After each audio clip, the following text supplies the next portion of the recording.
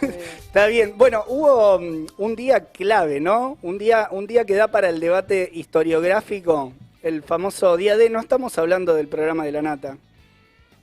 Viejo No, programa. no, El no. viejo programa de la nata también se me cayeron ahí un par de... Sí, sí, no, a mí yo no lo recuerdo, pero está bien, está bien. Está Bueno, bien. Bueno, ¿qué Sí, onda el día D? es así. Muchos lo recuerdan, la imagen, ahora seguramente la producción va a poner alguna foto, pero el día D se refiere al famoso desembarco en Normandía, ¿no? Alguno también que haya jugado al Call of Duty, el jueguito de guerra mundial, siempre aparece como el gran hecho, digamos, de enfrentamiento y derrota, digamos, del nazismo en Europa en el marco de la Segunda Guerra Mundial. Y día D se refiere a un día que en general es decisivo, ¿no? Que es el que resuelve una situación.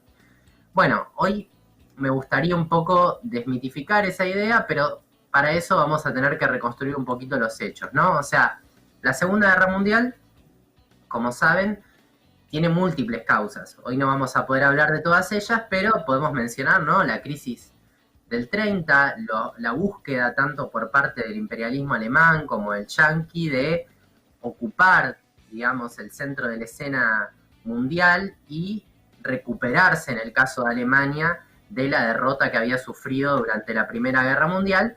Y por otro lado, el gran temor de los países capitalistas a que la experiencia de la Revolución Rusa se extienda a otros países, ¿no? Independientemente de la dirección estalinista que existía en ese momento en Rusia, existía un temor real de que la crisis y otros elementos que motorizaban la acción de la clase trabajadora dieran lugar a nuevas revoluciones.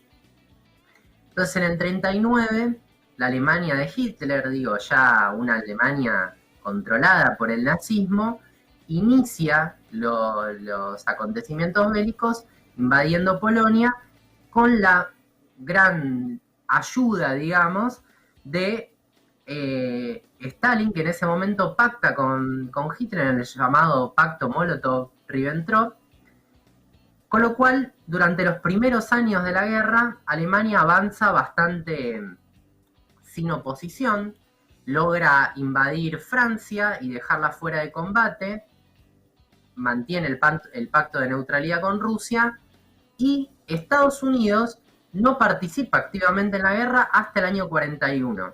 Ahora, no va a participar en Europa. El mito o la idea de que Estados Unidos es el gran referente de la democracia en contra del nazismo y que enfrenta en la guerra al ejército de Hitler y todo eso, la verdad es que contrasta con el siguiente escenario. Estados Unidos recién ingresa a la guerra en el 41 para enfrentarse en la famosa batalla de Pearl Harbor con Japón, es decir, en la otra punta del mundo. Mientras que en el territorio europeo no incursiona, por varios motivos. Primero porque le convenía, digamos, evitar un enfrentamiento directo y preservar además su propio territorio y su propio ejército en el marco de que Estados Unidos abastecía, entre otras cuestiones, militarmente el desarrollo de la guerra, beneficiándose de eso, y por otro lado, porque su especulación mayor era con el desgaste de todos los ejércitos y poder intervenir en la guerra una vez que ésta ya estuviera prácticamente definida, con la perspectiva además de que el enfrentamiento entre el nazismo y la Unión Soviética, que comienza en el 41 recién, o sea, se rompe ese pacto de neutralidad y comienza un enfrentamiento directo, desgastara a ambos regímenes y por lo tanto poder avanzar. ¿Qué o quiero sea, decir Gaby, con todo? había un interés económico por un lado, por los gastos no militares en la guerra y todo lo que eso implicaba, y por otro lado una especie de especulación, digamos, más estratégica, esto de por qué no incursionaba en Europa, Estados Unidos. Totalmente.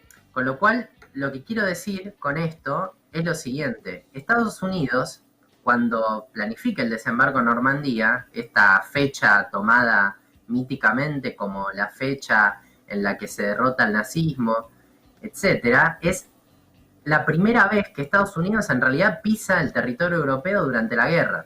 Claro. la operación anfibia, conocida como la más importante de todas las hechas hasta ese momento, es efectivamente una operación militar muy importante, pero lo que se está olvidando en ese relato es lo siguiente. Un año antes de eso, del 6 de junio del 44, se da la enorme batalla en Stalingrado, que es uno de los momentos realmente decisivos de la guerra, en donde las masas rusas, los obreros, los sectores que defendían el territorio ruso como su propio territorio, producto de haber sido también parte de la Revolución de Octubre, y pese a la horrible conducción del ejército soviético en manos del estalinismo que había pactado previamente con Hitler, logran derrotar a las tropas que avanzaban hacia Rusia, y eso además motoriza el comienzo de alzamientos en Grecia, en Francia, en Italia. Ustedes conocen la canción esa, Bella Ciao, ¿se acuerdan que estuvo famosa? La de Casa de Papel. Claro, bueno, esas canciones eran, por ejemplo, las que cantaban los partisanos italianos que se oponían, que organizaban las guerrillas en contra del nazismo.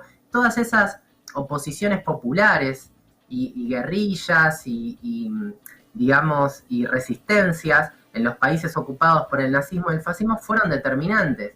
Entonces, en parte, reivindicar el desembarco en Normandía como el hecho decisivo de la guerra intenta ocultar también un poco esas imágenes, y es parte también del relato, digamos, de quién termina colocando la bandera final, ¿no? Porque nosotros, así como conocemos la escena del desembarco en Normandía, nos acordamos también de la famosa escena de los soldados rusos llegando a el centro de Berlín con la bandera roja, o también, por ejemplo, nos acordamos como escenas del fin de la guerra, el bombardeo de Hiroshima y Nagasaki, ¿no?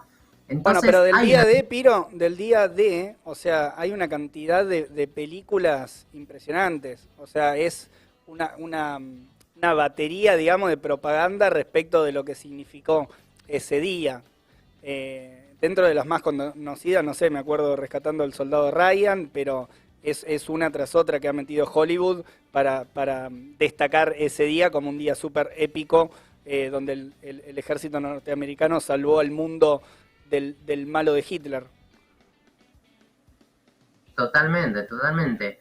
Pero además, me quiero ir por lo menos con una idea. Siempre, además en esas películas o en esos relatos, ¿qué aparece? La idea de al fascismo se lo enfrentó con democracia, con los países capitalistas democráticos que no querían el avance del nazismo, bla, bla, bla.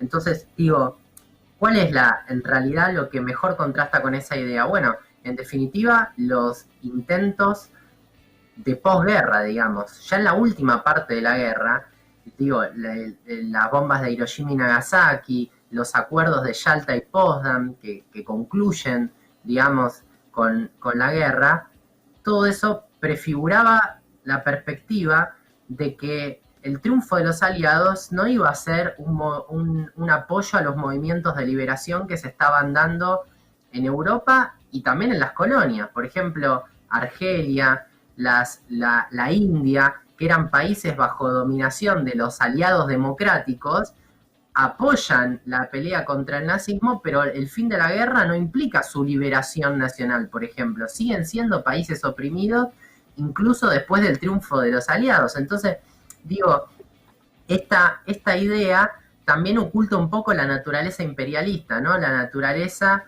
de países que especulan básicamente con su dominio económico y político del mundo, en donde, bueno, se pueden inventar distintos relatos de paz, de libertad, de antifascismo, pero en definitiva lo que se ve es si apoyan o no aquellos movimientos que son realmente populares y de liberación, que bueno, se vio que eso no fue así. Así que bueno, habrán visto las imágenes, ahora por lo menos podemos pensarlas de otra manera, ¿no? Ahí va. Muy bueno.